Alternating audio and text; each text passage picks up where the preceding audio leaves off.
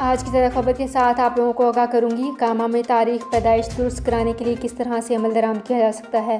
سعودی محکمہ پاسپورٹ جوازات کے قانون کے مطابق مملکت میں مقیم غیر ملکی افراد اپنے رہائشی پرمٹ میں تبدیلی کے لیے براہ راست جوازات کے دفتر سے رجوع نہیں کر سکتے۔ قانون کے تحت غیر ملکی کارکن صرف اپنی زیر کفالت اہل خانہ کے اقامے کی تجدید و اجرا کے لیے ہی جوازات کے دفتر سے رجوع کر سکتے ہیں۔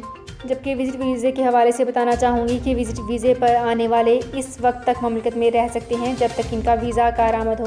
واضح رہے کہ جو کاما ہولڈرز اپنے اہل خانہ میں سے کسی کا وزٹ ویزا جاری کراتے ہیں، اگر انہیں ہنگامی بنیاد پر جانا پڑے اور ان کے عزیز جو کہ وزٹ ویزے پر مملکت میں مقیم ہوں، انہیں کسی قسم کی پابندی کا سامنا نہیں ہوتا۔ تو فرینڈز، یہ تھی میری آج کی ویڈیو۔ اس ویڈیو کو فیس بک پیج پر زیادہ سے زیادہ شیئر کیجیے۔ شکریہ۔